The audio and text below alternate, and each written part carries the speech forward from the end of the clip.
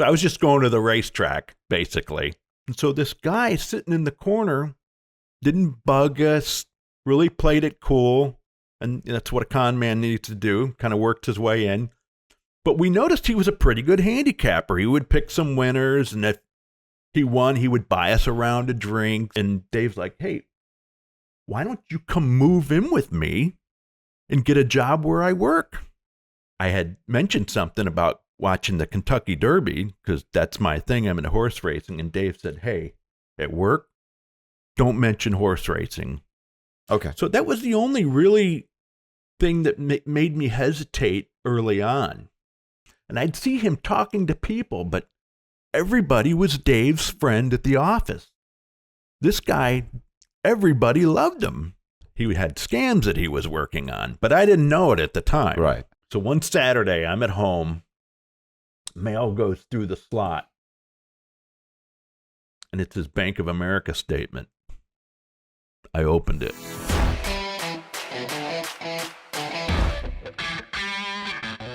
Hey, this is Matt Cox, and I'm going to be doing an interview with Dave Wheelhauer, and we're going to be talking about a con man. So check out the video. Dave, how are you? I'm good.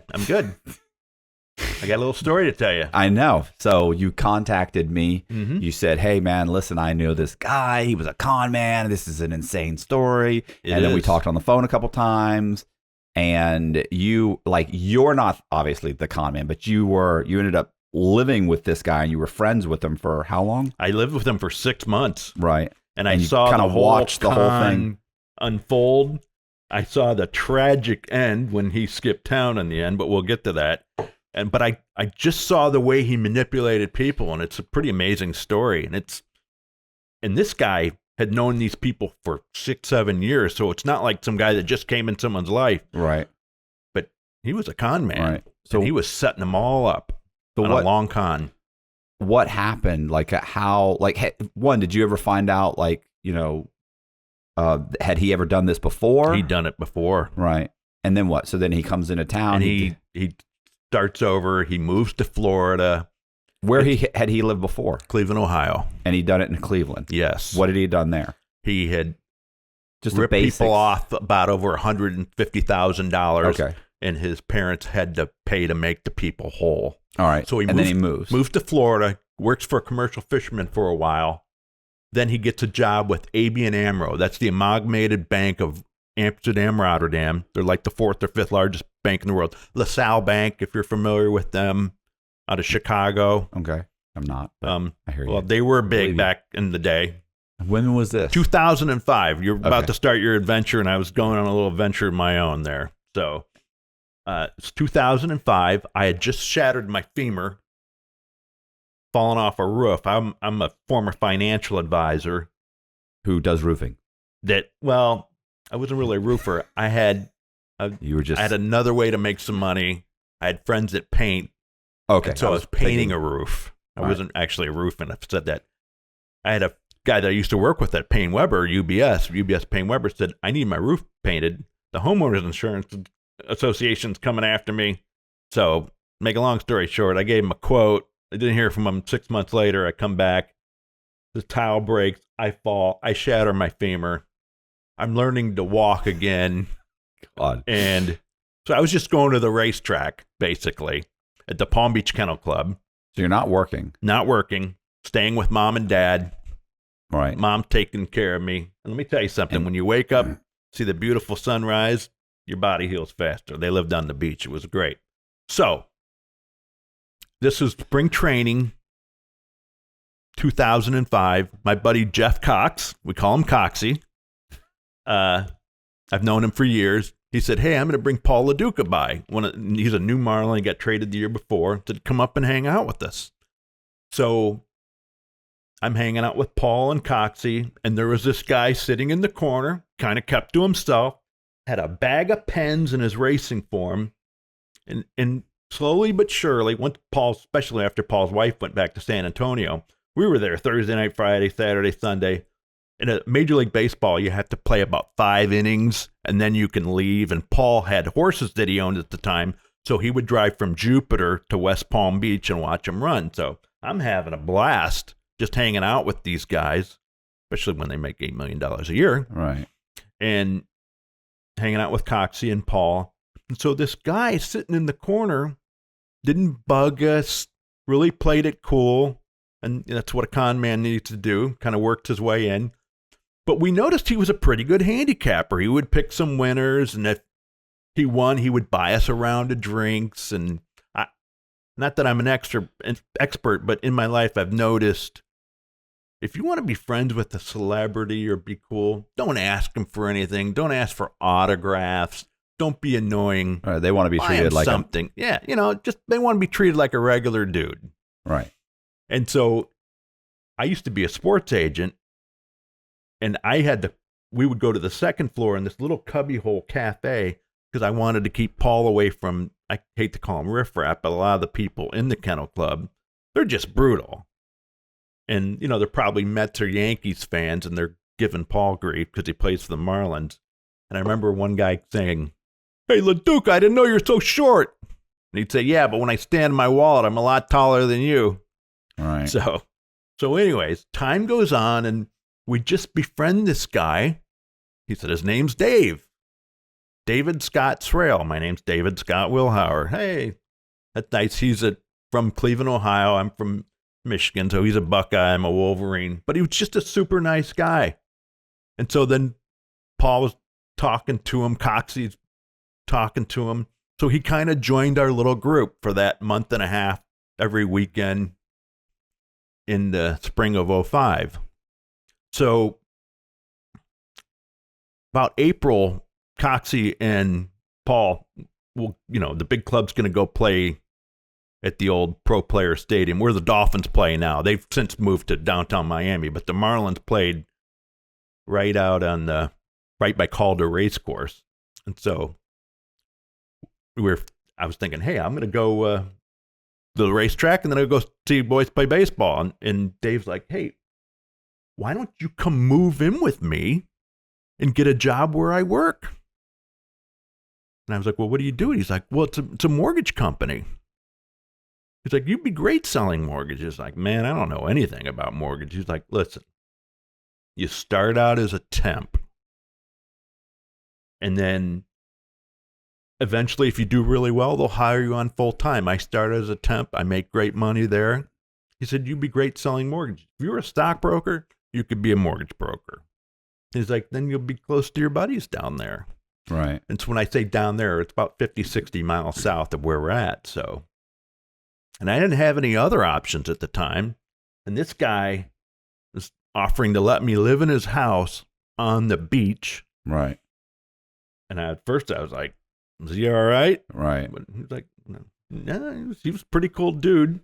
And so I eventually, I remember talking to Paul about it, and he's like, yeah, the guy's straight, why not? Just take him up on the offer, can't hurt. So I interviewed, I got the job at ABN AMRO, and I was selling second loans and HELOCs, home equity lines of credit. Right. And their full-time people do first mortgages. Every once in a while, it's a call center. I forgot to mention that. It's inbound calls. So all you're doing is taking calls all day long. Right. And so it's like if I made commission on it, I'd be making silly money. But they paid me $15 an hour, and I've got to prove to them that I'm good enough to work full time. Right. So, and it was going great. And then like Dave would pay, we'd go out to dinner, he'd pay. I'm thinking, this guy's rolling. Right. He must be really doing well. But he works he didn't sell loans. He did the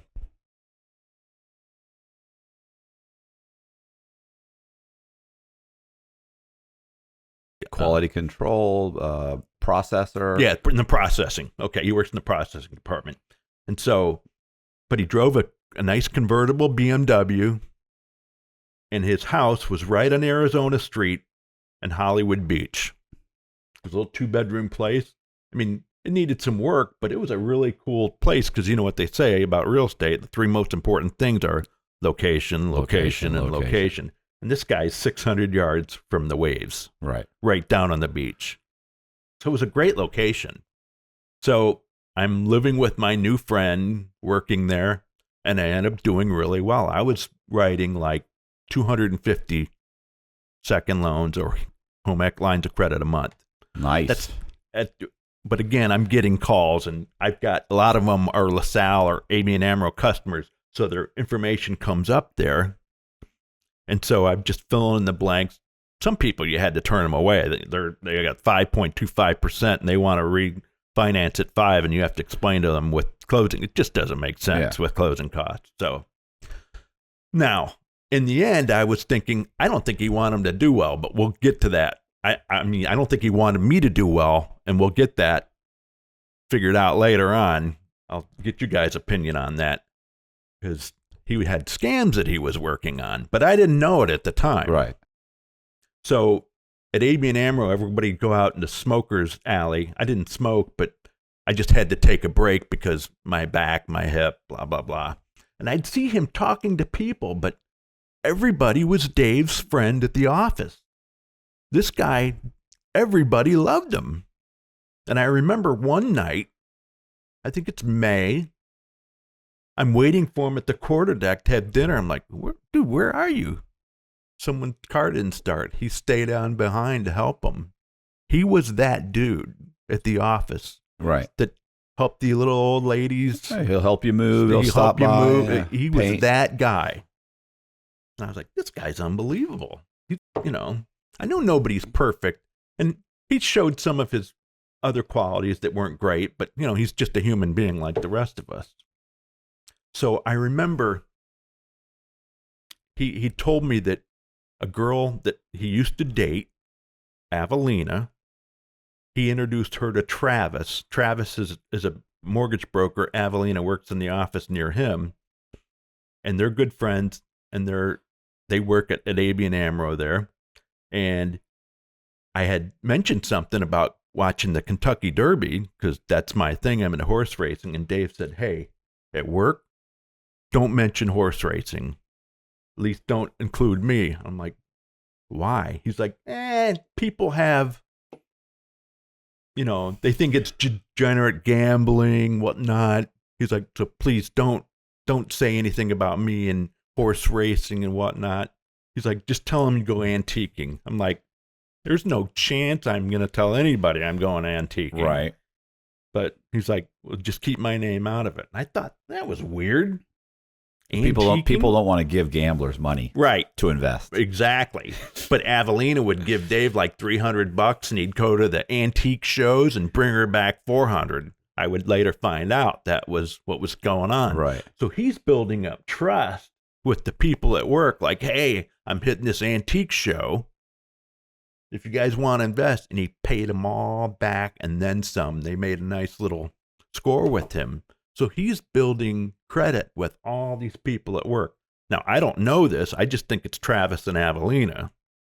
But I just remember he was really upset when I said it's Kentucky Derby, because that same week's my birthday. That's like my favorite week of the year.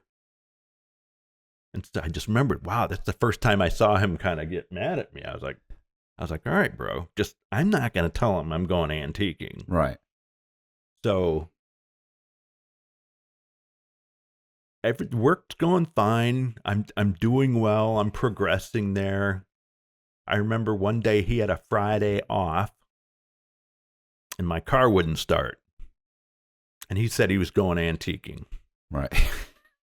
And I was like, all right, knock yourself out. I'll see you later. We'll meet at the bar, something like that.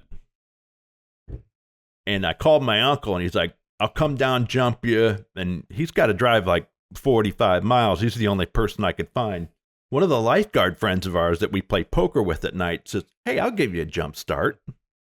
So I called my uncle back and said, hold off. He said, I'm still going to meet you. Meet me at Pep Boys. We got to get you a new battery. The weather turns hot, batteries go bad. So sure enough, jump start. But when I turn the car off, wouldn't restart, needs a new battery. I drive, meet my uncle. I come back. And in Florida, in the East Coast, you have intercoastal waterways.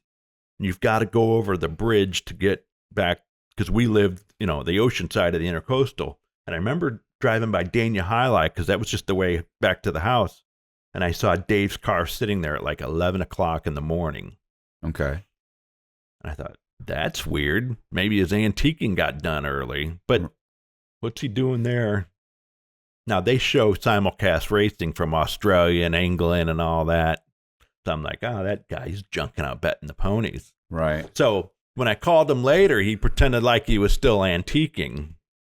I was like, when we say antiquing, we mean buying antiquing. So you think he's really going antiquing? I thought antiquing was code for I'm at the races. Yeah, exactly.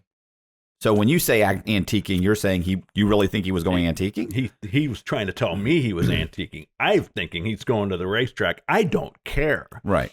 My problem there was I caught him in a lie. Right. You don't need to lie to me. Tell me, yeah, dude, I'm betting Royal Ascot. It's showing it. Yeah. Great. There's no reason. No reason to lie to me. And I just thought that was funny that he's trying to sell one over on me on a Friday that he didn't have to go to work. And you're living with him. Yeah, and I'm living with him. And I just thought that was really odd. Okay. Because he finally came up with the story, oh, no, I did go antique, because what he would say he would do, his brother Ken Srail, has an antique and stamp company. So it's one of those things, he knows all about it, living vicariously through his brother. So giving his brother's line out there to people like he's an expert at it. And I'm sure Dave grew up. He knows the antique business a little bit. We did have some pieces, or he had some pieces in the house there.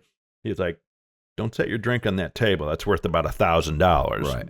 I was like, oh, So he knew his stuff. And so, but he didn't need to lie to me when all he had to say was, yeah, I'm done. I got done looking at antiques, because what he was saying was he would go to these sales and he knew rich, wealthy people that were looking for something. So if he find the piece, he would just play middleman and broker it and make a couple $100. So that's what he was doing when Avelina was giving him $300. He was just going to the racetrack and just, even if he lost, he was just giving her more money to build up credit. But what he told them he's doing is he's buying pieces and flipping them, basically. Right. So when I say antiquing, like flipping antiques to make money. Okay. So that was the only really thing that made me hesitate early on. He did the same thing for my parents. My parents gave him $1,000. He said, yeah, I've got some antiques that I'm going to go buy in Miami. And he left one day, came back, said, here's $1,400 for your mom and dad. I was like, wow, that's an easy way to make 40% on your money pretty fast. And again, that builds credibility. And so, he would give me grief about the music that I listened to. And I just like this guy named Josh Rouse because I met him. But I like Van Halen and U2, and those are my bands. But he wanted to play Counting Crows. But I remember he would just needle me like, let's listen to Josh Rouse. Just make fun of it. So it's not like he was perfect Mr. Cool. He would be a goofball. He could be a douchebag. Right. Yeah. And he could act like a douchebag. And I was like, hey, I remember saying, hey, at least I'm the metrosexual guy everybody's questioning about. And he goes in his room and he comes out. Said, this is Jen. That's my ex-fiancée. She died of cancer. And I felt like a shitbag. He's like, is it true? I doubt it.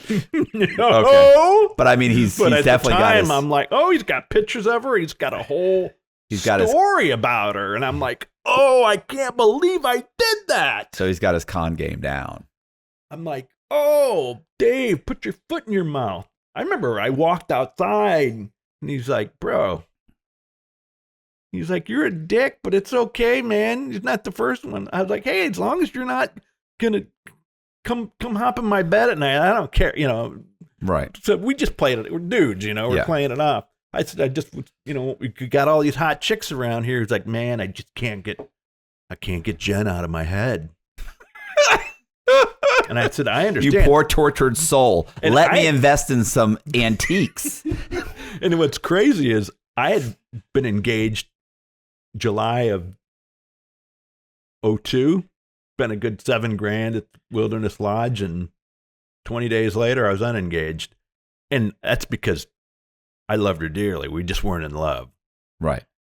And, if I hadn't proposed, we'd probably still be dating. It's one of those things. We just had to do something and just cut the cord and be done. She and I are still dear friends. But so it was kind of weird. I had always had a serious girlfriend, but I was kind of playing the field, and I'm in a new territory. And it was just kind of weird. And the bar rats, that's not really my scene there, because there's plenty of girls that would be intoxicated, and Dave's like, bring one home. I'm like, no, I'm not going to do that. That's never been my deal. And I was like, why don't you bring one home?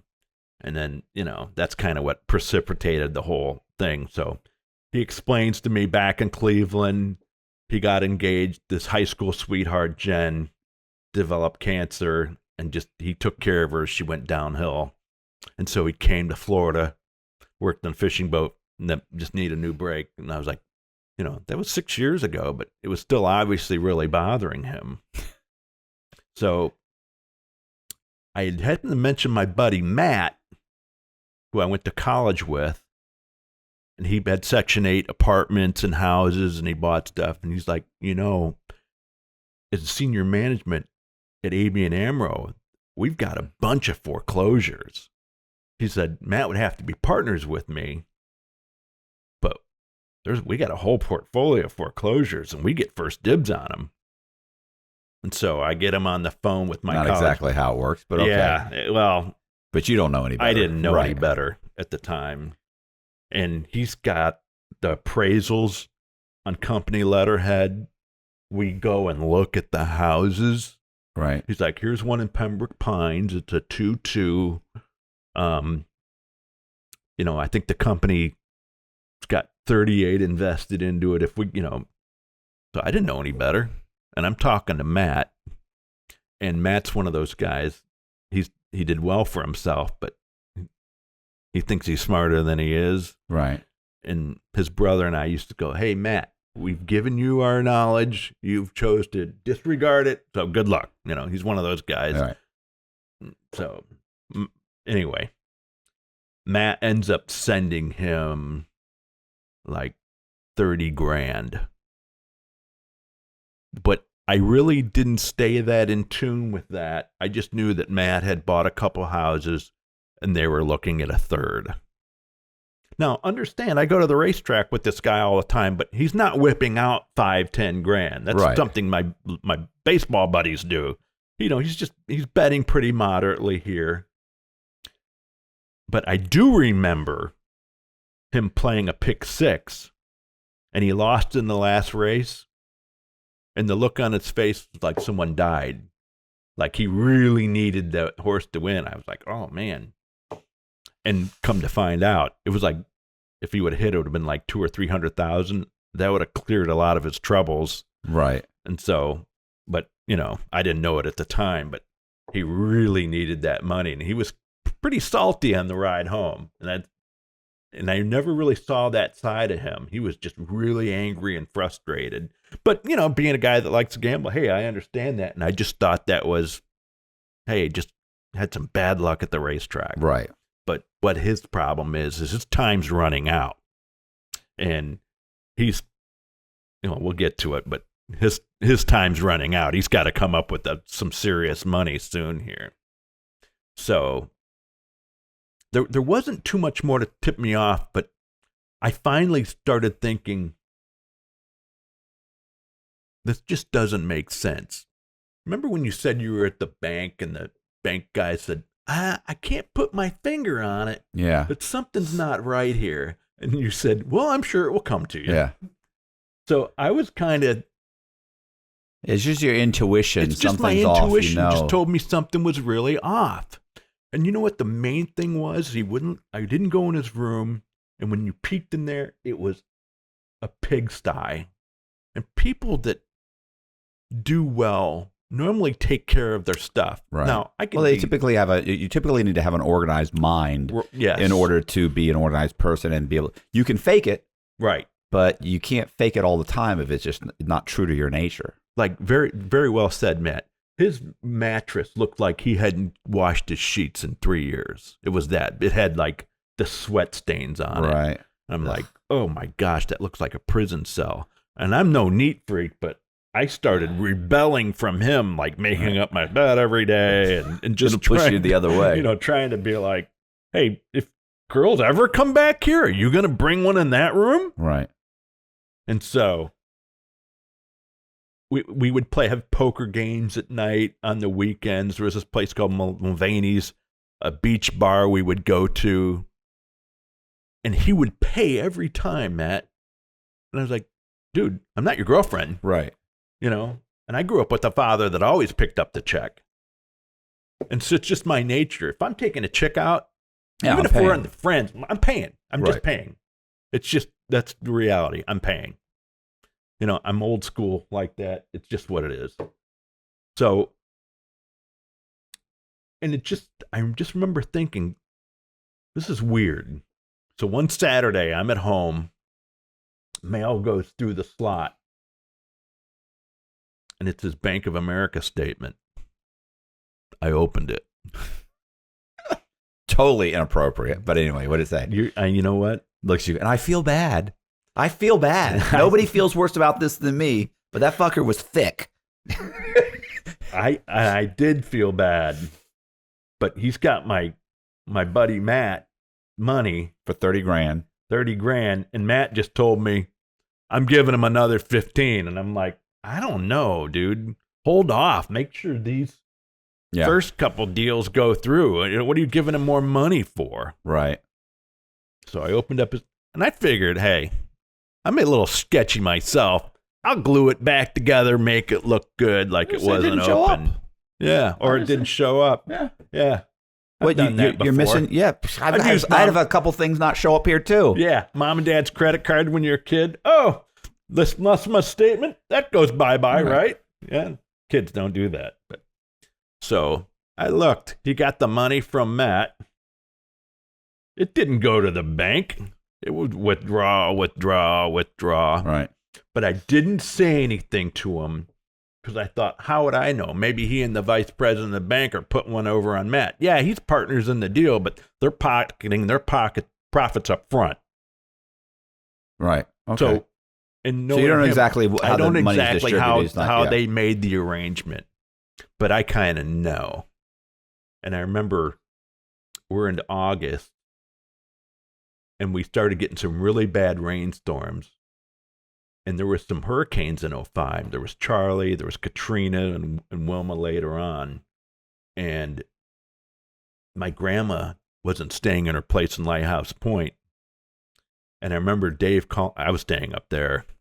I would spend a lot of nights up there because I started seeing this chick. And it was kind of to get away from him. I'd kind of had my fill with him. Mm-hmm. Now, I'll be the first to tell you, he's an amazing dude to hang out with. He's a lot of fun. Right. He's very charismatic, and that's why people like him. My buddy at ABN AMRO that taught me the mortgage business, Kevin Goodnow, thought, that guy's shady. There's something about him I don't like. And he's the only person in the whole office that thought Dave was shady. What's weird was Dave would say, I don't like that guy, Kevin. I was like, Kevin's taught me the mortgage business better than anybody.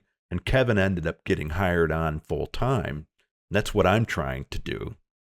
So anyway, that storm, Dave asked if he could come stay with, because he wanted to get rained on at our place because there was a hole. I forgot to tell you about the house, the one we live in. Right. Dave says he owns it.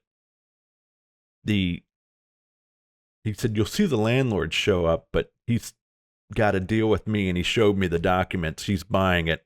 The landlord's going to get rid of the wife. And he had told a bunch of people that. What? He's going to leave his wife. Okay. And he's going to sell the place, the rental property. So he doesn't own it. So he doesn't own it. Okay. But he told me that he owned it. Right. He said you might see the landlord come by and do some maintenance, but it's all a show because he's going to leave his wife soon. And I was too stupid to not figure out that was just a garbage story. Okay, then you don't own it. You're just leasing it. Well, exactly. I don't understand. Exactly. Okay.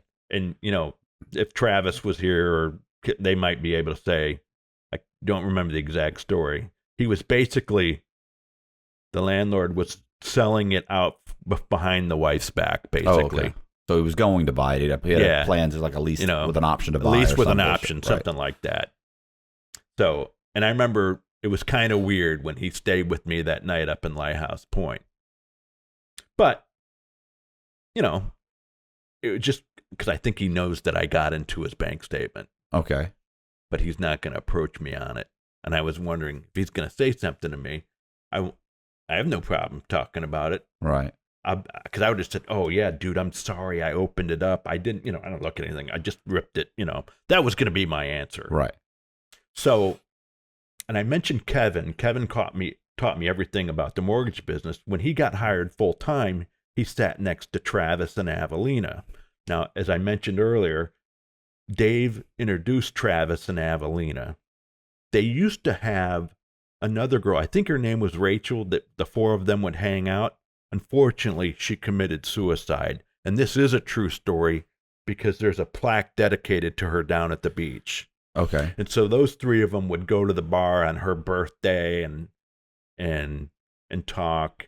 And I wasn't invited. And I remember thinking, dang, man, you guys going to leave me at home? But Dave said, we're going to talk about Rachel. And so really what they were talking about was, hey, when were we going to get our money back? Right. But Dave used that as an excuse.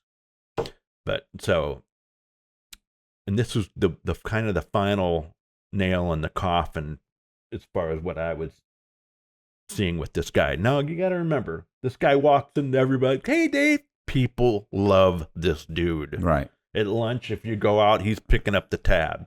If with Rachel, with Jennifer's money, or with Tom's money, exactly. Or with Bill's money. Exactly. And you could be a big shot. I was a big shot with the bank's money. Absolutely. I'd love to. That sounds like a lot of fun. That'd be fun to be large and in charge. So he said, I remember I got a first mortgage, got a call in. It's a first. Now, what I'll do, Matt, is I'll do the whole application, and then I'll be like, who wants to get a nice commission? Right. So I'm going to give it to Kevin, my buddy Kevin Goodnow. Taught me everything about the mortgage business. Kevin sits right next to Travis. And Kevin's like, dude, I got two. I'm closing 2 deals at once. Right. Travis, want a first? It's closed. You just got to, he's like, oh, good. That night, Dave says to me, Travis really doesn't like you, dude. And be careful. Don't be flirting with Avelina. He's really jealous. And I'm many things, Matt. I don't flirt with other dudes' wives, girlfriends. That's not my thing. Right. I went to a really small high school, and I was a hopeless romantic. And I think this girl's cute. And then I heard Johnny talking about how he made out with her last week. And I was just like, ugh, instantly. So they didn't quit making girls. There's plenty of them out there. Right. And Evelina wasn't my type. I never flirted with her. That's just, and Dave's like, oh yeah. Well, Dave doesn't want me talking to certain people in the office. Right.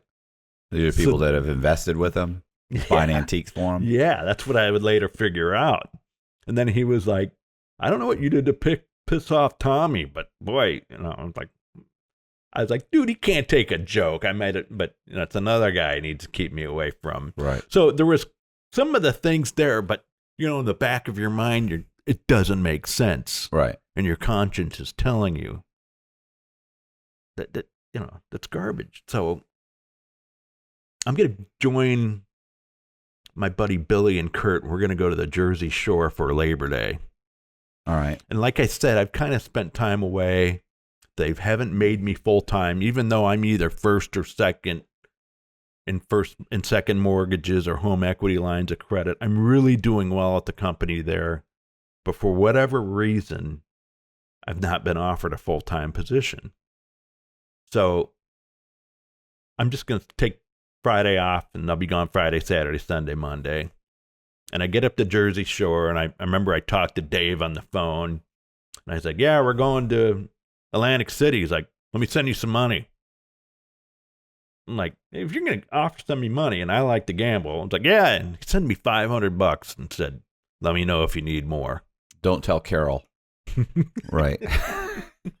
And I was like, okay, all right, dude. I was like, did you make a big score? He's like, yeah, I hit the superfecta at the, he made up some story. So he sent me $500. And I remember thinking, man, I should have asked him for another 500 after, said and done. So had a great weekend in Atlantic City. Went to Wildwood. Just met some really cute girl from Westchester. Then I kind of lost her in the crowd as the bars closed. Like they take the drinks out of your hand at 2 a.m. And I couldn't find her. And but I remember we went and saw The Hangover that weekend. Just a really great weekend with my college buddies. And I'm thinking, that was great. So I fly back home. And I remember I was driving down from my parents' house, and I can either go right to work or I can go to the house first. And I thought, I'll just go to the house first, maybe change the shirt, And I get there, and you just have that feeling when you open the door, something's different. Oh, Dave has packed up all his stuff and left. And there were bedding slips all over the floor. Because in those days, just so you know, nowadays, you don't need to keep your gambling slips, your bet stubs. They track everything through player cards or online, because if you cash over the IRS limit, you might have to pay taxes on it. Right. So Dave had serious IRS troubles, I would later find. I'd find these notes from the IRS.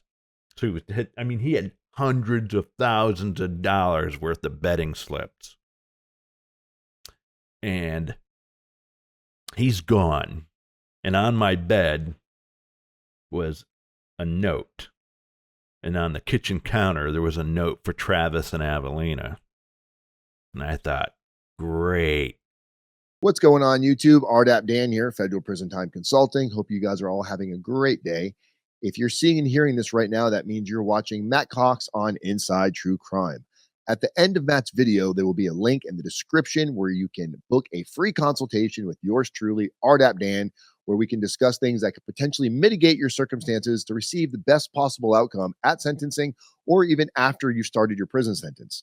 Prior to sentencing, we can focus on things like your personal narrative, your character reference letters, prepping you properly for the pre-sentence interview, which is going to determine a lot of what type of sentence you receive. If you've already been sentenced, we can also focus on the residential drug abuse program, how you can knock off 1 year off of your sentence.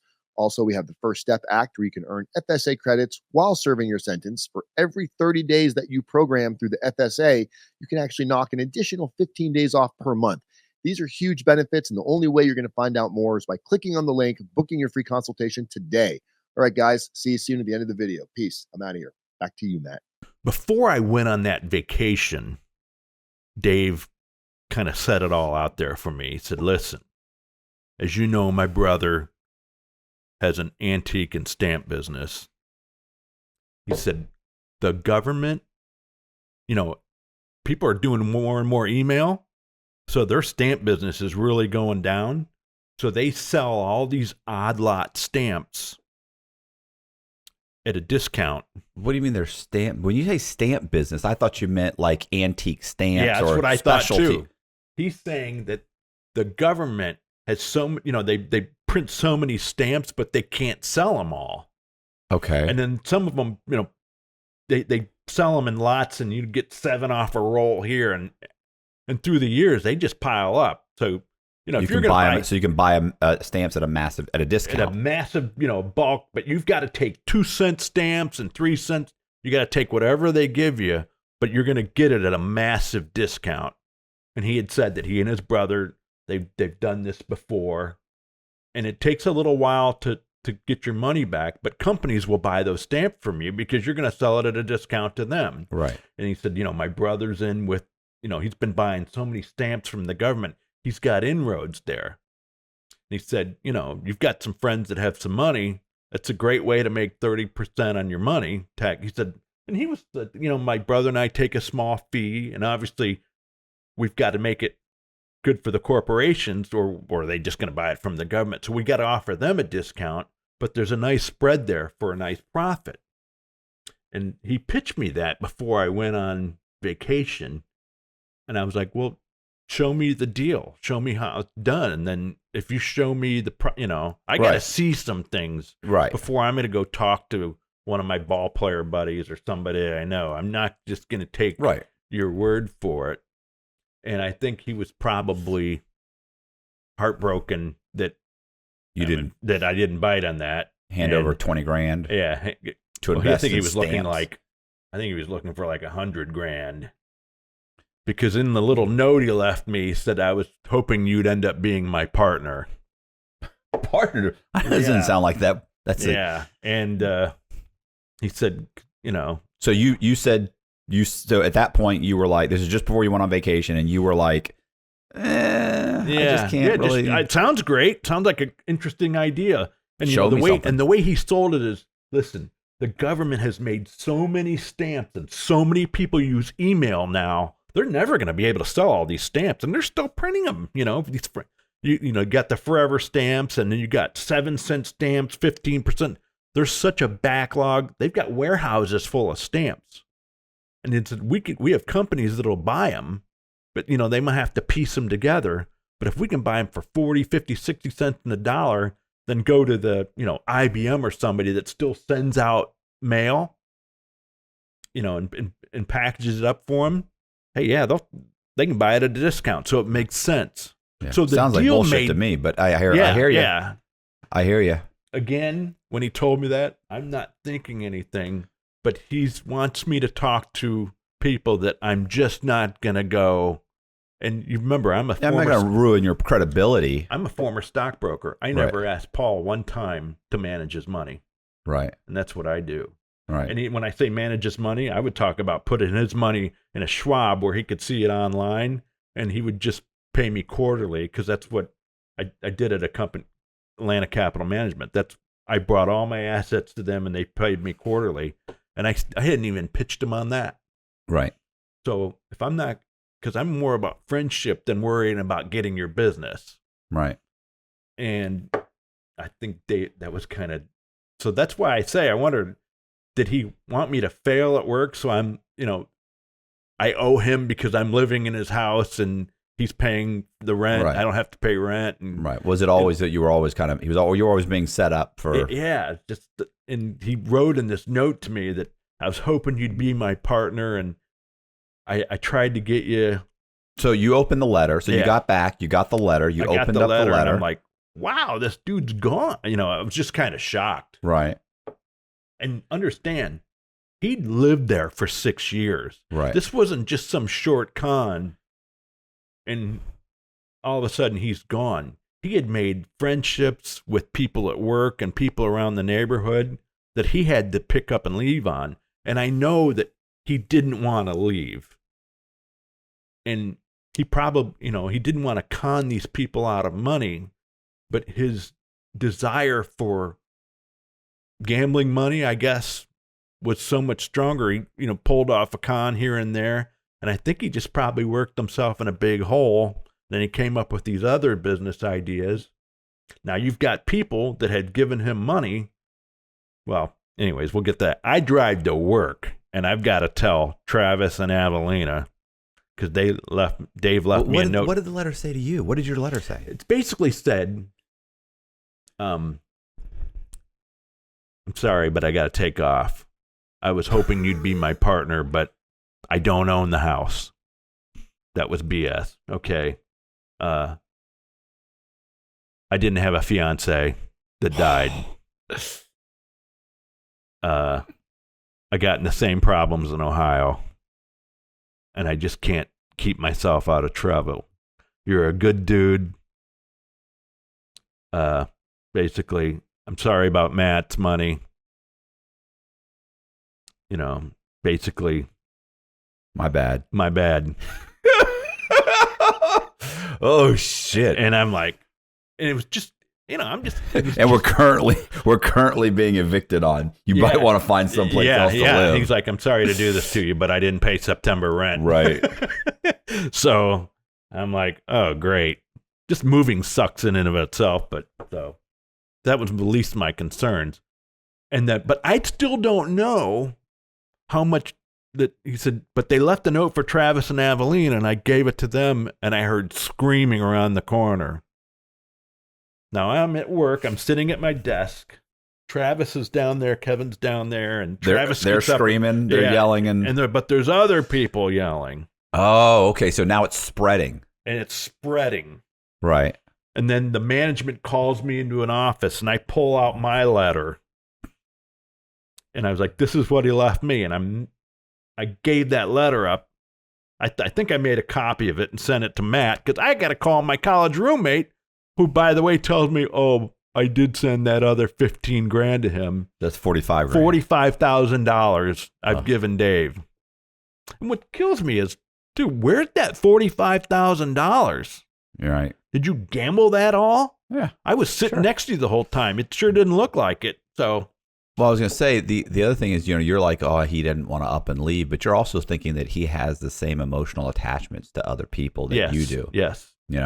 Like there's, you don't know that he may have been like, whew, get to start over on the road, baby. Like it may have been I'm thinking that he probably had $20,000 on him when he left. Okay. Or 30, because he wanted to send me another $500. If he's hurting for cash, he's not gonna. Why are you sending me money? Right. Because Lord knows he could. I wasn't going in on that stamp deal, and he made a pretty hard pitch at me, and I was like, just show me how it's done, so I can go. Show me where you're buying it. Show me. Yes. I've got to see it. I'm not going to take anything. I didn't do any cold calling when I was a stockbroker. You know why? Because I hang up on cold callers. Right. They annoy me. So you can go, I'm Dave Wilhauer, JT Marlin. You got to get a boom. I got to have a relationship with you. I truly believe people do business with who they like. That's why Dave Srail was able to abscond all that money, because people liked him.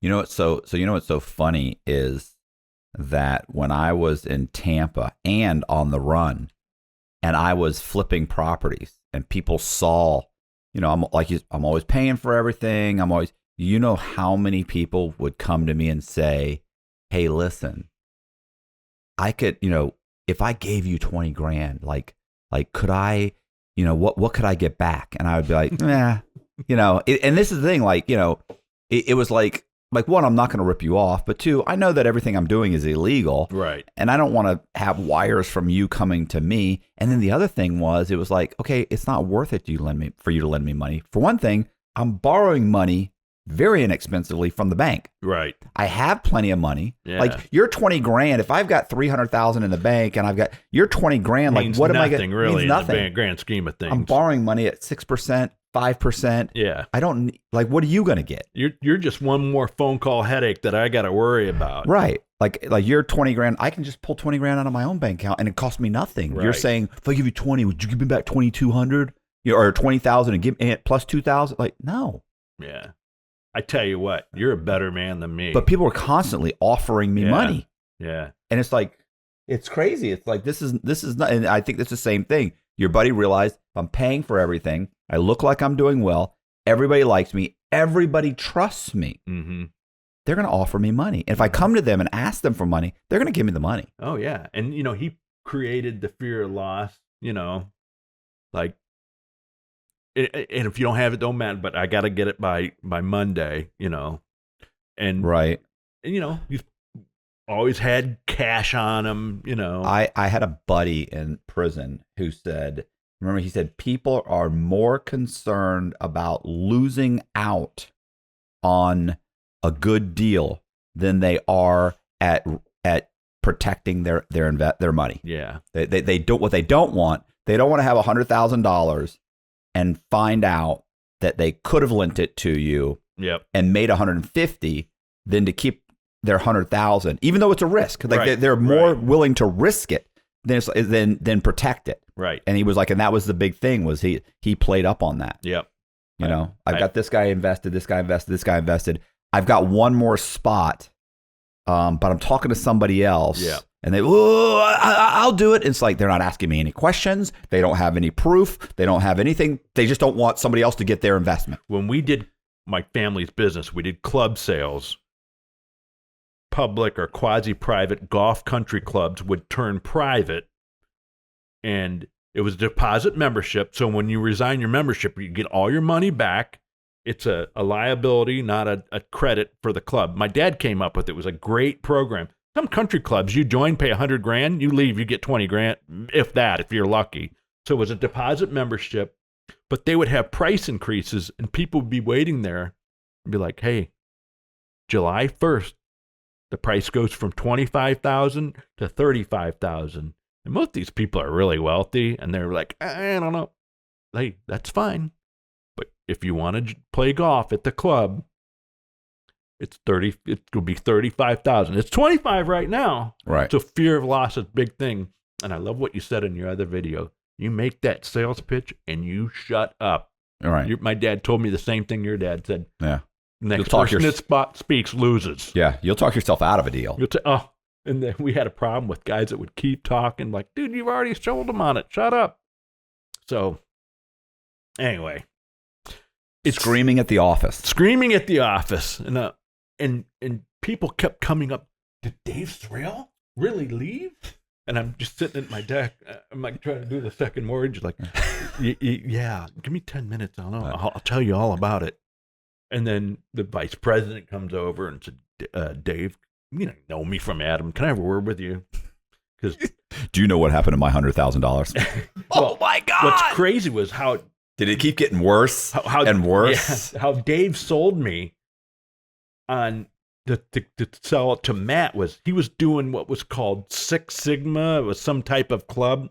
I'd never heard of it, but I would see him sit down with the vice presidents of the bank. Now, I shouldn't say the bank, the mortgage company, but this was the major call center for, a Dutch-based company that owns LaSalle Bank and some of the other banks in the United States. So it's a pretty big deal. It's like the fourth or fifth largest bank in the world. And I would see Dave have meetings with these vice presidents. So I knew, he was kind of a bigwig, maybe not at work, but reputation-wise. So it didn't shock me that he would talk to maybe a vice president and say, hey, let's sell some of these foreclosures. Right. Hey, greed is what runs society. Even if it wasn't on the up and up, that didn't bother me about that deal with my friend Matt. Right. You know what I'm saying? What I really didn't, I'm thinking, wow, they can sell for it. It's their properties. And if the guy's the head of the real estate division or has control of that, why can't they sell some? Obviously, it was a scam, but it was on ABN AMRO letterhead. Right. And my friend Matt was able to get his money back, but not the people in the office. Travis and Avelina. What'd they lose? Lost $35,000 to Dave. Now, what Dave would do, and if you go on davesrails.com, there's what's called he would write a cognovic note. I've never heard the term cognovic. Okay. But I think psychologically, nobody else had. Instead of saying, this is a made-up word? I owe Matt Cox $35,000, but a cognovic note. It kind of made it more official. You know what I'm saying? It's Latin. Yeah, exactly. Meaning, fuck you out of your money. I mean, hold on to your wallet. And there was a guy that lost 5, another guy lost 2. And some people were like, I had a girl tell me I loaned him $2,000 last month. Said he pitched me on some stamp deal. My husband and I said, no, I'm not even going to say anything because there were people that really lost a lot of money. So in the note that he leaves to Travis and Avelina, in the end, like, what do you think he got the office in general? Over for? $300, close to $400,000. Whoa! Just people in that office. Okay. And in the note he leaves to Avelina, he's like, "You have the ring that I gave to my fake ass fiance." Cut the shit, bro. And you know what bothers me is he's writing this. To my fake. He's thinking that people are gonna miss him. They want their money, right? But he's still in his mind. He's sentimental. He's writing a goodbye note, and you can read it on davesrail.com. It's called Letters section. And he's like, "I'm going to New York." He said, "I'd commit suicide, but in my life insurance policy, it's not covered." What? Like he feels so bad about what he's suicide done. So you guys could get your Get money back. but it We'll doesn't do it cover- anyway. Let's try. I'm willing to risk it. Yeah. Let's make it look fishy. Yeah. Let's make it look fishy. Yeah. We'll just throw a gun and then put someone else's prints on it. So. Yeah. Well, yeah. But we'll make it look like a hit and run. Yeah. Go out in the road. Yeah, sure. I'll run you over with the car. Right. Let's get that money. Yeah. Let's do the right thing. By vehicle. Do the right thing. Okay. Careless driving. Just 50 miles right over the embankment. Right. It'll be a hit and run. It's accidental death. Your insurance problem. We'll be whole, and we'll thank you for that. Yes. Yes. So it's just people helping people. It's just the right thing to do. Yeah, absolutely. Do the right thing, Dave. Off yourself. So, in his note, he kind of lists in there, sorry I did this to you. He goes, but your heart picked the right friends. Don't let this incident think that these people had to be going, I was friends with this guy for 5 years. The lady puts a picture of him in there saying, this man was in my house last Thanksgiving. So Avelina's mother makes a whole website, Dave Srail, the Con Man. And I remember my friend Matt was. Did you tell her you're coming on here? I'm sorry. I told Kevin. I don't know Avelina's phone number, but I told my friend Kevin. We got to put the website in the description. Oh, yeah. Right? Yeah. Yeah. Yes, it's in. Okay. And so they put the website out because they're pissed. Yeah. They want this sucker caught. Because they went to the police and the police said, oh, it's civil. Yeah. And that really bothers me. It bothers me because I've heard that many times because it's fraud. Like fraud. It's not civil. And think about this, Matt. I would call Ken Srail, Dave's brother, just to get some background. And he would tell me that, yeah, it was an insurance company. I think it was State Farm. I'm not positive. He did the same thing 7 or 8 years earlier. That's why he had to leave Cleveland. And his mom and dad paid his debts to make people whole. And so he left with his tail between his legs and went to Florida. And start over. And he ended up doing the same thing. And Ken said, you know what's funny? Is Avelina would end up getting the number for Ken's, but Dave happened to walk by. And Ken said, yeah, tell Dave I said hi. And I guess she was embarrassed because she wanted to find out where her money was. So she's going to call the brother because Dave acts like Ken's in on it. Yeah. And he said, yeah, tell Dave to call me. And so Ken said, yeah, I was wondering if he was up to his old tricks because I was getting weird emails to my website. But what Dave ended up doing was copying Ken on emails, but making up his own Ken Srail that he could, anybody can start a new. Right. My brother's Ken Srail, Ken Srail 11 at yahoo.com, and that comes to me. I set the email up. And so that's what he was doing them. These people were pissed. So I don't understand. There was no brother? There was a brother. The brother didn't know anything about what Dave was doing. Okay. The brother. I didn't. I assume the brother knew nothing. Pissed that his brother's done this all over again and hurt more people. And so I ended up talking to Ken, super nice guy. And I'm like, I just live with this brother. I was like, your brother's a good guy. If he just would put he's like, my brother's a smart guy. He just can't help himself. He's just a scumbag. He just can't get over that. And you got to figure they didn't give the stamp deal is what I think he sold all the people in the office on. That didn't happen 2 years ago. That was recent. So he was actually doing good. But something happened along the way where he started getting in more debt. I don't understand. You're saying this. What stamp deal? So there is no stamp deal. That's not a real thing. But the con was real. What I'm saying is he'd been at that office for 5 years. So he just recently got himself into trouble. So you don't think it was set up for 5 years? That's why I think this guy, he said, this guy's got some rich friends. Maybe he can help me because we'll rip these people off so I can make the people at work whole. Right. And it's important that I keep him in the dark about what's happening with all these other people. He's thinking he's going to gamble his way out of it. He's going to. Okay. Because like I said, that one day when he missed that pick six, he just was devastated. And I've seen everybody loses photo finishes, but he was devastated. Because I imagine he probably told him, hey, it's going to take 3-4 months to unload all the money. But after 3-4 months, they were like, where's our money, dude? We gave you the money back in December of last year. Well, it's hard to move antiques. Yeah, or stamps, We're trying to get the companies. We got to get all the stamps. We got to get them lotted together and store. But I think he ran out of excuses. But here's another thing that bothers me about the whole civil and criminal. These people were dealing with somebody at a bank, the 5th largest bank in the world. You would have thought they did a background check on them. Right. On their own employees. Well, are you saying he'd been locked up before, or he'd had... Well, it was written, I think it was in the paper about his shenanigans in Ohio. Okay. So I don't know if he'd been arrested or not, but I'll call previous employers. Maybe they just did a criminal background check. Nothing came up. They're good. Okay. Keep going. That makes sense. But and it's not hard to fake a resume, Yeah. And so who knows? That's true. So and let's face it, they're not paying you anything, and it's a part-time. Like, they let you work your way up. Right.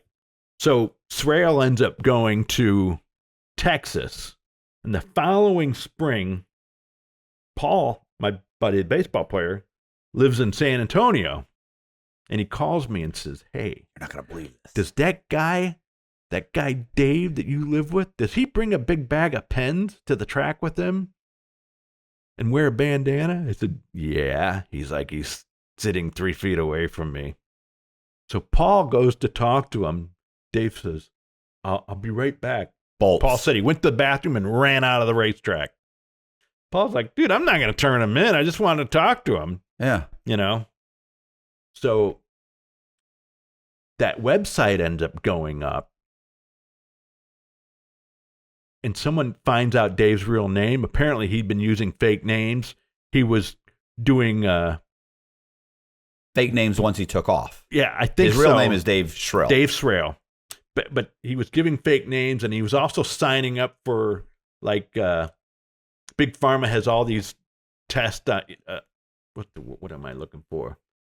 They're looking for volunteers on a blood to take medication study. You know what I'm saying? And they pay you this much. And exactly. And he's taking, so he was doing. He's got 5 of them going. All kinds of chemicals in his fucking blood. Well, when I went through when we went to his room, he'd done them before, and and Travis and Avelina would later come to the house.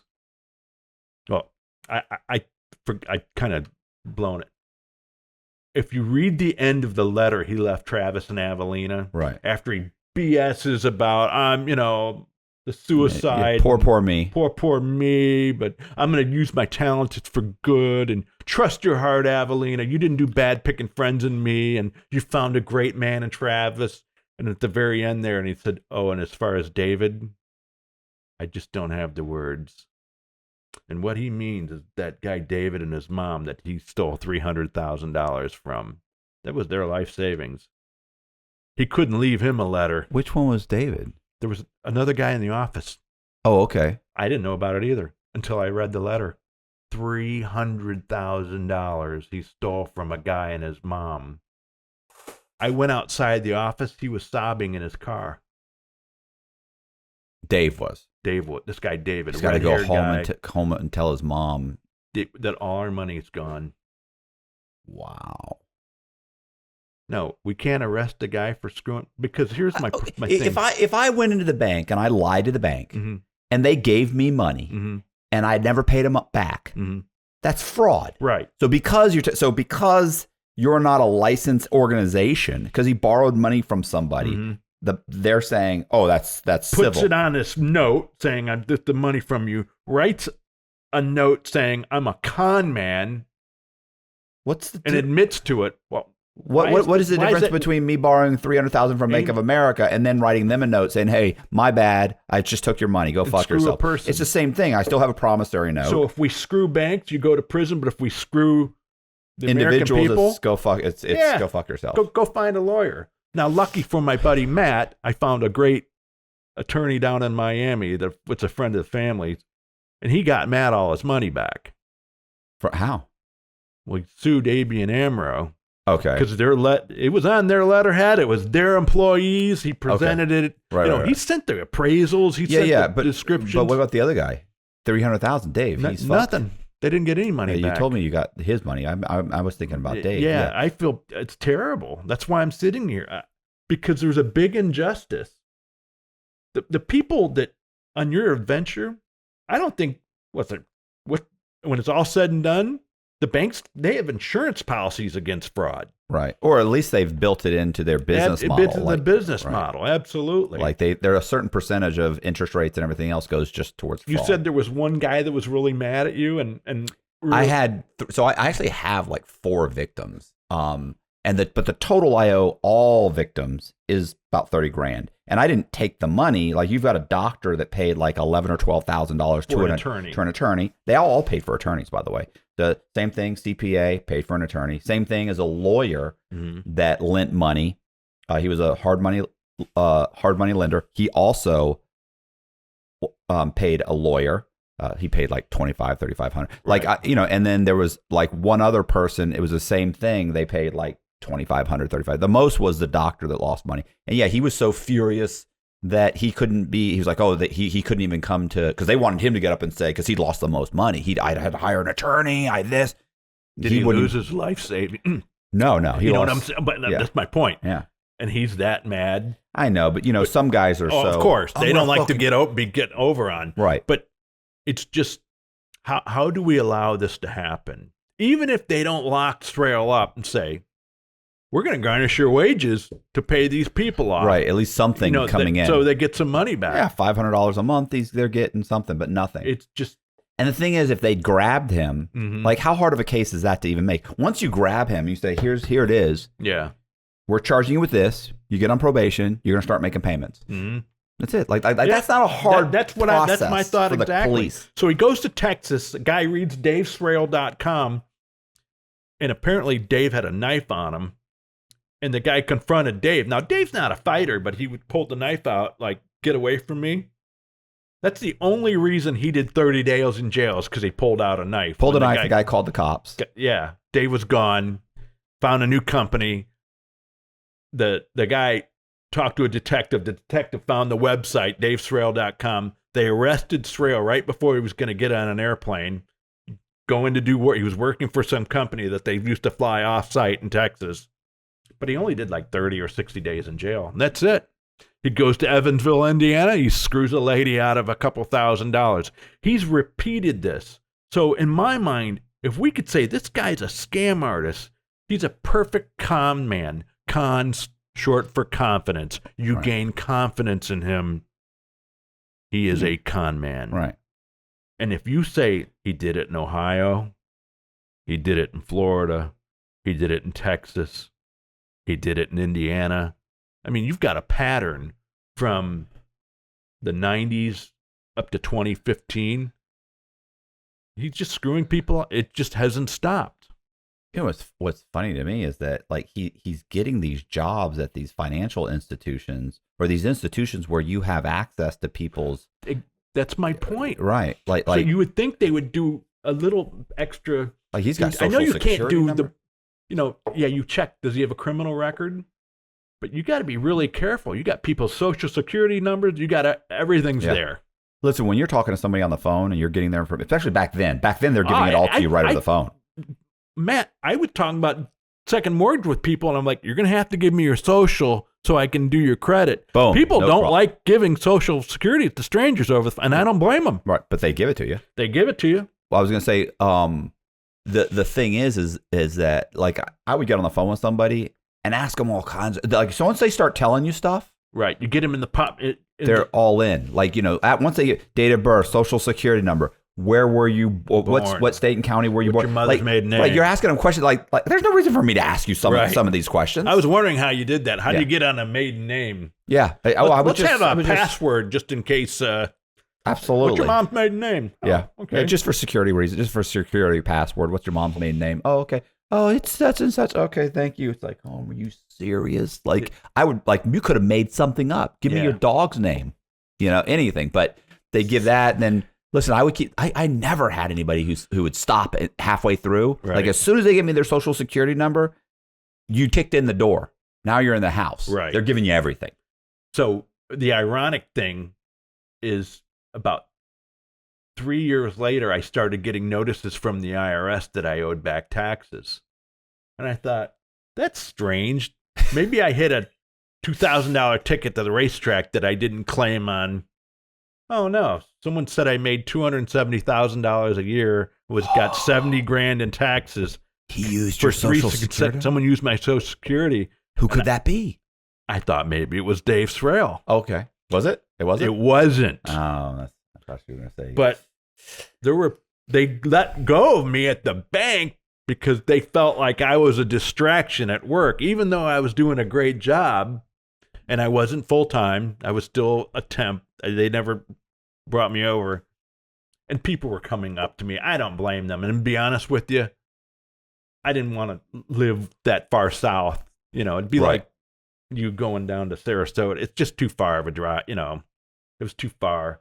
And my friends were all in West Palm Beach and Hollywood. That's a good hour and 15-minute drive. So, but I was still pissed that they gave me my walking papers because I was the top. I was writing a lot of second mortgages. But yeah, people would come up to me. Have you heard anything from Dave? I'm like, listen, you guys know him more than I do. You lent him money. Here. Yeah, you're the one that lent him money. I didn't know him well enough to lend him any money. But like I said earlier, I again thinking that maybe he was just hoping that I wouldn't work out and I'd be so beholden to him because he was paying for all my meals and food that I would call my rich friends to get him in on the scam. So what happened? Where did he go? Like, have you heard? Where is he now? So according to the website, he's fishing up in Alaska right now. As working on like a deckhand, fisherman. Like a deckhand. Yeah, something like that. Like Alaska sea. What are the crabbers? Deadliest catch. Yeah, and let me tell you something. I grew up on boats. I love fishing, but it's way too cold. Yeah, it's bitter cold up there, and that is a rough job because they treat you like shit if you're brand new going out on those boats. I was gonna say, and you borrow money from those guys, you're done. Yeah, you get keel hauled if you do that. Tell me again about those antiques. But if you've noticed, if you know anything about Deadliest Catch, a lot of them get picked up for drugs and fraud, theft, but they can go there to make quick money. Maybe that's what he's doing. Yeah. Maybe Dave's stockpiling money to pay everybody back. Yeah. I don't think you're giving him credit. Yeah, I was hoping. You know what? I hope the guy hits for $1 million and sends that guy David. I bet you if he hit for fucking $10 million, he ain't paying those people shit. I agree. And they're never seen a dime. I was telling Colby, it's sad because he's such a fun guy to hang out with. There's just some people, they have that magnetic personality. I know a guy named me laugh. I know a guy named Red Bull. Loved hanging out with him. I wouldn't lend him a dime. Yeah. I never bought him anything that I didn't expect to absolutely not get it back. Yeah. It's like some guys I went to college with. They're great to hang out with, but you wouldn't let your sister date him. Right. That's exactly. Yeah. I that's insane. I knew. So I'm going to, I think, have I ever told you about Jim Keegan? All right, so I'm going to tell you a story right now because this reminded me of Jim Keegan. Jim Keegan's a guy that I met in federal prison. Jim Keegan was in federal prison for like he had embezzled some client money, right? So it was like wire fraud. No big deal, small. He got a minor sentence, maybe 3 years, maybe 4 years. And so he'd embezzled some money and admittedly, he said he did do it. He was, drinking and gambling, whatever the reason was. He's like, and he had already paid the money back, but the prosecutors, they hated him because he was a lawyer. Mm-hmm. He was a lawyer and he fought state criminal cases and he'd won at trial so many times that when they got him, they went to the U.S. attorney, and when they actually found this out about the misappropriated funds in his law office, they just hammered him. They just wouldn't take a deal. I'm trying to give him 15 years because he beat the state so many times. He used to represent drug dealers and gang members, and he'd gotten them off on murder charges, and so they wanted him gone. So anything, even commingling funds, anything they can get, they're going to get him. Anything. And so he ends up in federal prison, and he was like, yeah, I'm going to get out, and I'm going to go to work for my brother. His brother was a lawyer. He's like, I'm going to go to work for my brother. And I was like, oh, are you doing any legal work here? He's like, no, I don't do any legal work here. I don't want to do any legal work at all for anybody. And he'd come from another prison, by the way. So he'd be a low-to-low transfer, because he said, I want to be in Florida and this and that. And people were constantly like, you were a lawyer on the street? He was like, yeah, but I did criminal law, state. I don't do federal. And they would come to him and, can you look at my case? Can you look at my case? You go, well, look, I'll look at it. I'll look at it, but I can't do anything. So do inmates have their paperwork on them for the most part? No, for the most part, they don't. For the most part, they get their sentence. They just don't do anything. All right. But some guys think they can get over. They can get something off, get some time knocked off. They gave me an enhancement for a gun I didn't have. They gave me 10 years, so it's worth fighting. If you can get the enhancement off, you got 15 years. 10 knocks off. You've already done 2. You got 5 years. You got a 5-year sentence plus gain time. Like, you could be going to halfway house if you win that enhancement. Right. And so Keegan was like, okay, cool. Yeah, I'll take a look at your stuff. And he'd look at it and he'd go, look, I mean, I looked at it. I talked to my brother about it. He came to see me. And he did have a brother who owned a law firm in Orlando. And he said, I talked to my brother about it. Like, you probably have a good case. My brother doesn't we both do state. He does more civil than I did. So yeah. And so people he would tell people like, look, you can have your family look me up. And they would look him up. And sure enough, this dude was in the paper all the fucking time. Jim Keegan just won this murder trial. Like, you could literally, there were probably 8 different articles about him winning going for murder, winning the cases. Now, by the way, winning a murder case is one of the easiest cases. Murder is one of the hardest thing to prove. Mm-hmm. Okay. Because of reasonable doubt, you don't want to put you'd rather let a guilty man walk free than lock up an innocent man. Right. Like, it's not, and let's face it, a lot of times it's super circumstantial. Like, you're dead, and, you're dead, and then it's up to the prosecutor to prove that I was there, that I did. Like, there's a lot, there's no witness. It's so scary. You could literally go and pick something up, a hat that you might like, and then a person that's a victim buys that hat, takes it home, and with touch DNA now, right? They put you together with the guy. Your DNA was found in this murder. And you're like, no, I just picked that.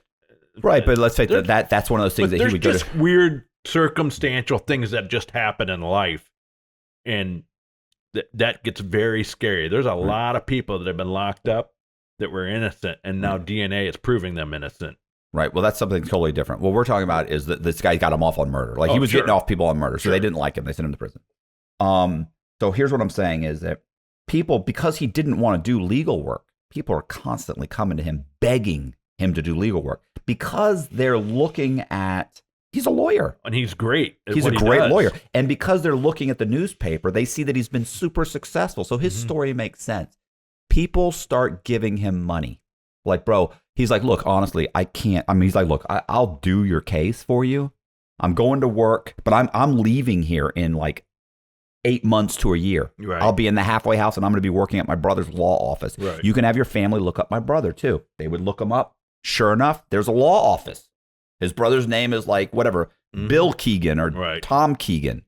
And they're like, oh, wow. Like, it's a pretty odd name. Right. And so, the people would see his brother come. He would also sometimes call his brother and say, can you pull this guy's docket sheet? So think about it. I can order my docket sheet, but it's going to take me 2 weeks to get it, maybe 3 weeks. But he would say, well, give me your docket number or your criminal number. Okay. And then he'd come back 2 hours later and he'd have a printout where his brother pulled it. Like, you're like, wow, he really works at a fucking law firm. So this is his brother. This guy's connected. He could get research done. So he would say, look, I'll take your case, but honestly, man, it's like $3,500. I mean, I can't charge you. Well, you're in prison. So, like, I can work on it. And if I don't finish it by the time I leave, I'll be at my brother's law office. So I'll finish it while I'm there. So guys are like going to their parents, going to their family, coming up with the $3,500. They're putting it on his books, or he'd say, send it to my brother. They're sending it to his brother. His brother's personal, not to the law firm. but they're sending him $1,500. Like, hey, put 1,000 in my books. Send my brother 1,500. That's 2,500 or whatever. So he's even though he's like, no. Mm-hmm. They're begging to give him money, their families are coming up with the money. This guy stockpiles, I don't know what it was, $20,000, $30,000 within the last few months. Right. He gets out of prison. He goes to the halfway house. Nobody hears from him. People start worrying. He's got my legal work. He was filing motions. My family gave him $3,500. My family gave him $2,500. I bought this guy $2,000 worth of commissary. I put money on this guy's books, and this guy, he's got money being sent everywhere.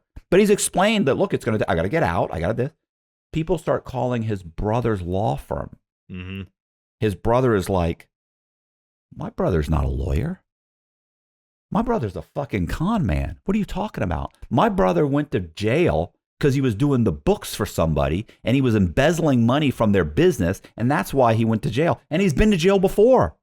And they're like, no, well, my family looked him up. He was in the Chicago Tribune. It's like, no, my brother's name is Jim Keegan.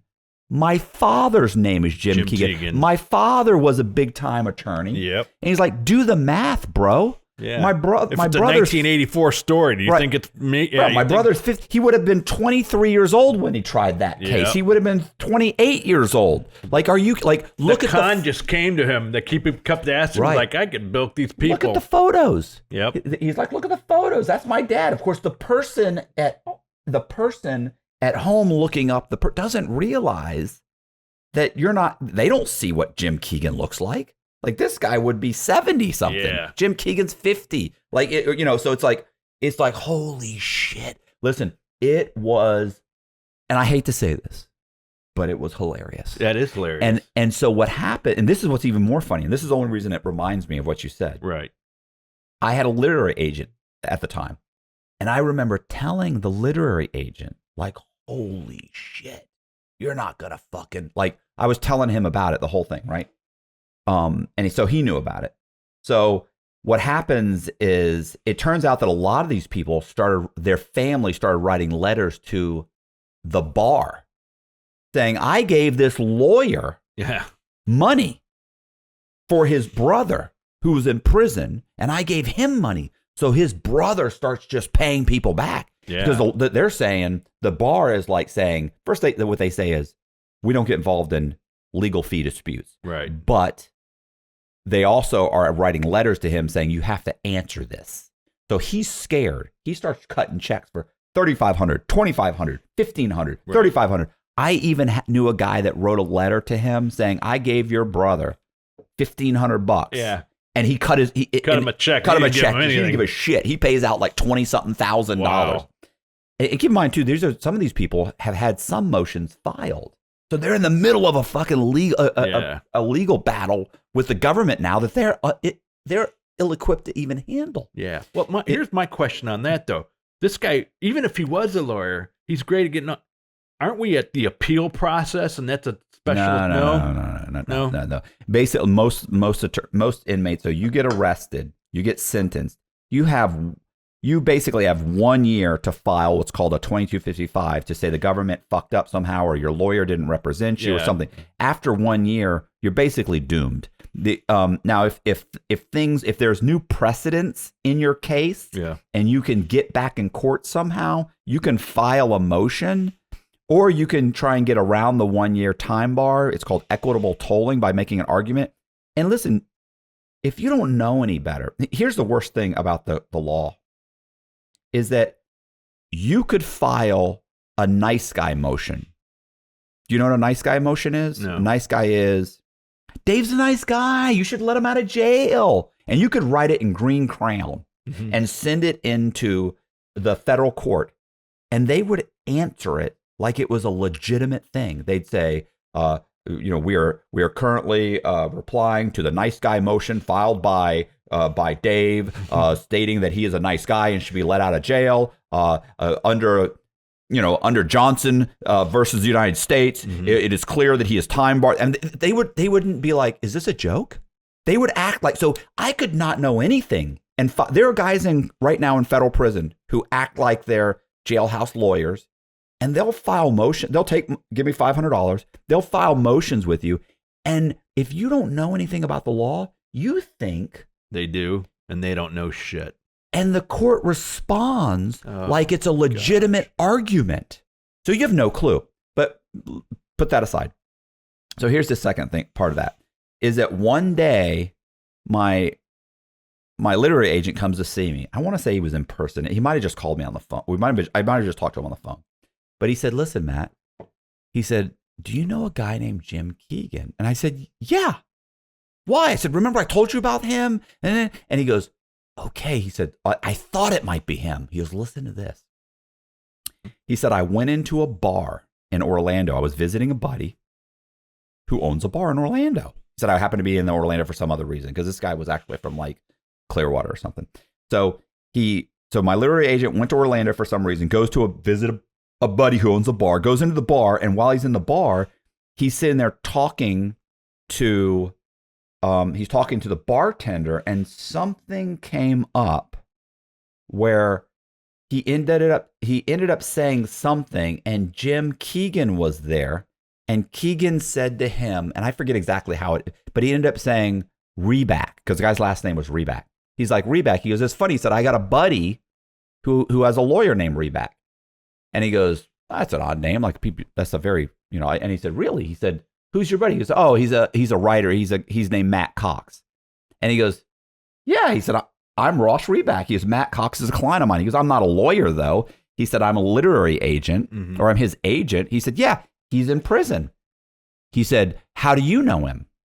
And he looked at him, and you got to think that's not the He looked at him and he went, I actually did some legal work for him. And he said, oh, you did? And he goes, yeah, I did. He said, oh, what's your name? He said, oh, my name's, he said, oh, it's Jim. He said, you know what? I'll get you a business card. Hold on a second. Goes to his girlfriend, because he was sitting with some woman. Mm-hmm. And so Ross turns to his buddy who owns the bar and says, oh, you know him? He goes, yeah, he comes in here all the time with us. He comes in here probably 2-3 times a week with, they live around his girlfriend. She's got a bunch of money. He was a very nice neighborhood. Right. Yeah, she lives around here. They come in all the time. He goes, oh, okay. He said, well, he walked outside. He said about a minute later, the girl gets up and walks outside. And he said, 5 minutes go by, 10 minutes go by, 15. He walks outside. He's like, the guy that they had pulled up in like a Mercedes, it's gone. And he turns around and he goes, what's that guy's name? He goes, he said Jim. What's his name? And he goes, well, he paid with his credit card. Hold on. He pulls out his slip and he goes, Jim Keegan. And he's like, okay, cool. Yeah. And so then when I talked to Ross goes, do you know a guy named Jim Keegan? And I was like, yeah, this is the guy. He was like, fuck, I knew it was the guy. I knew it. Yeah. He said, this is what happened. And he tells me the whole thing. Wow. And I was like, holy shit. And I said, yeah, bro, you're never going to see him again. He said, I know I'm not. He said, that had been weeks and weeks. He said, my buddy said he came in 3 times a week at least. Sure. He said it had been 2 weeks. He'd never come back in. You know, it's funny. It's bolted. Paul heard that after he left to go to spring training, Srail showed up at Retama racetrack, but he didn't want no LaDuca around. Yeah. He bolted. Yeah. So, but what I was gonna say is Keegan, by the way, if you look it up, he was on probation, got rearrested because he then opened up an office, a law office, saying that he was filing claims he was an immigration lawyer, taking money for immigration. He was charging $1,500 to $3,500. That's big money to file immigration papers. That's big money, yeah. And he had he borrowed something like $500,000 or he got like $500,000 in like less than a year, and was actually, here's the really funny part, was giving. So after a certain period of time, he was actually, I want to say it was more than that. It actually says it in the article. I ought to pull up that article. He was actually giving out green card, like the cards. He actually started making fake cards. Gosh. And so guys are coming in. I gave you, I got it. Here's your card. Your card came in here. Now you're off doing your thing. Yeah. So some of these guys get caught and start a whole investigation. And that's how he got grabbed that time. Goes back to jail again. Got 10 years, got out. on COVID or something. But he kept the same. You would think he'd close his office after a while. This is another one. Yeah, that's what I'm saying. You think you do it for 6 months or 3 months and then bolt. Especially when people start coming and complaining. Yeah. These guys aren't that smart. They think they're smarter and everybody's an idiot. Just like your buddy. Yes, you know, you got this guy you're borrowing from all these people in the same office, telling the same lie, building up money, and then you. Yeah. So I'm sorry. Go ahead. Yeah, I had a friend. My friend Matt. He was bogus. The appraisals were bogus, and he wanted me to pretend like he was his lawyer. And luckily, I said no because they were watching him, and then he ducked. Yeah, that's a completely different case that you're talking about. But it's another guy that thinks he's smarter, right, than he really is. And had he not run, he wouldn't even probably have gone to jail. But anyways, I don't want anybody to have pity on Dave Srail because I forgot to tell you when we were going through his bedroom, we found some girly spank magazines. He had cut out pictures of my ex-fiance. Because we all went out one night on the town, right, and put it in place of the pictures on the girls' bodies, and was hand feeding it to my ex's picture. That's just weird. That's just wrong. I mean, who would go out of their way to do what? That's just weird. Thinking about my ex. Well, here's what I don't understand is you said the whole time he never dated anybody. No. He never what's and mentally. You know what? He's not a bad looking guy. Yeah. Because what's weird was when he was at work, he wore his hair really long, and it looked goofy because if you trim him up, he presents himself, he's 6'4". Right. I mean, he was a big dude, Was he wearing a mullet? Yeah, he kind of had a dumb-looking mullet. There's two pictures. You can see both his hairstyles. He would change it when he'd go someplace else that was probably the South Florida hairstyle. And I'm like, cut your hair, and then he would leave stubble and whatnot. You got to put his in the keywords. You have to put his name. Yeah, to have this come up if somebody. Yeah, how funny is that? But and then when he got arrested, his hair was trimmed. He looked good. Girls liked him, but he would play the. Yeah, it's just Jen, man. I can't get her out of my head. And then I was like, oh. To me, that story would get you laid more than anything. Of Women course. would want. I mean, right? So why not play up? That's what I'm saying. If you're gonna create this bullshit, why not take the benefit? I mean, he just have no game. That's why I was wondering if he was maybe a little. He likes show tunes, Matt. I was kind of like mentally. I wonder what's wrong with But why is he cutting pictures out of? He's my old girlfriend and putting in place and it was, oh man. All right. My mother's gonna listen to this like, I can't believe he did that. Poor Rhea. So that's my story of living with a con man for 6 months and seeing the whole thing unfold. And unfortunately, 30 days for a knife. He really ruined a couple families' lives. Right. And who knows how much damage he's really done? Those are the things that are extremely obvious that you've come across. Who knows how many little tiny things? And we would later find out he did the same thing in Ohio for well over $100,000, and he just kept repeating the process wherever he went.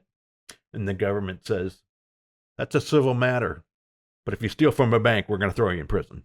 Right. I mean, it's got my mind going. You know what I'm saying? It's got the gears going, but yeah, it just seems very unfair. Listen, if I did that, if I clipped somebody for $200,000, $300,000, they would say it's fraud. Yeah, of course. You're going to prison. Of course. Because they're like, yeah, it's you. Yeah. I wouldn't have old Dave's luck. Yeah, yeah. You might be right, but it just doesn't make sense. It's sad. The real sad thing is, even if they went and arrested the guy, they're never going to get anything. He's going to make restitution payments. Keep him out of prison. Make him work to pay it off. Right, yeah. Because that's what the people need is money. Don't send him to jail. Well, first of all, mentally, like this, there are some people that no matter what you do, they're gonna run some kind of con. I mean, obviously he's addicted to gambling. Yes. But you said he wasn't bad at it. But then you said he lost hundreds of $1,000s. But that's the whole thing. When he was really a great handicapper, such the fact that Thistle Downs hired him as their on-track handicapper, and he did the TV show. He showed me tapes of it. This wasn't him saying, I saw it with my own eyes. He did a TV show. Thistledown's a little track in Ohio, but Dave was really a good handicapper.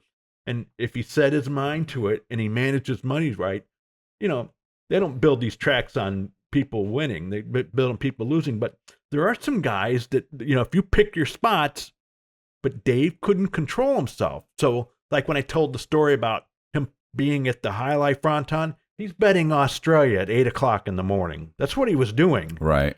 If he would have just kept his gambling just to the weekends, probably, maybe he wouldn't have lost so much. But this guy's just got to have action. And I think that was his ultimate undoing. The sad thing was he lived in the straight and narrow probably 4 or 5 years. And it was that last year down here in Florida that it really got to him. It's like being an alcoholic. They've been sure. great for 5 years, and then they have 6 months. They've lost everything. Yeah. So. And he just, I think, but gambling's such an issue, and especially if you're competitive, when you lose, you want to get back up and go right back at it. Right.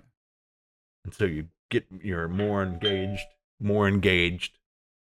Is that you? Yeah, it must be the people showing up to fix the AC. You want to take it? Speaking of marriage, though.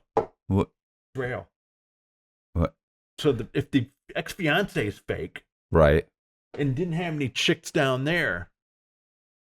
So if the ex-fiance is fake and didn't go after any chicks, apparently he and Avelina dated very briefly. Was he afraid to bring a woman into his con?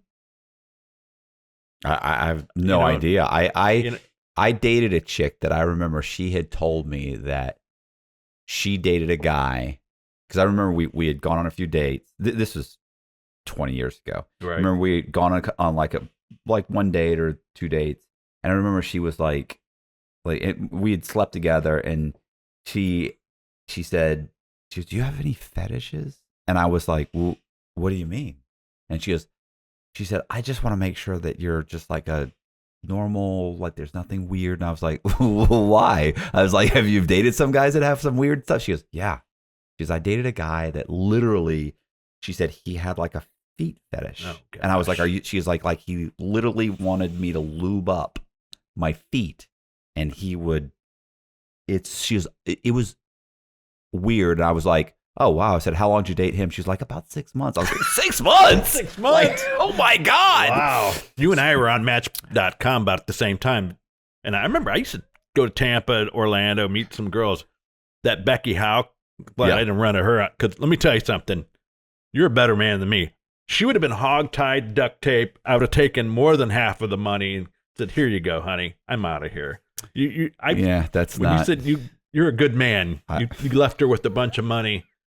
I tell you what, she didn't last. She lasted about a year. That's the type of woman that I would date, thinking, "Oh, I feel bad for her. She's bipolar." And then next thing you know, I'm wondering, what am I doing? Oh, listen, I thought it all the time. She had me too. She had me like she'd cry.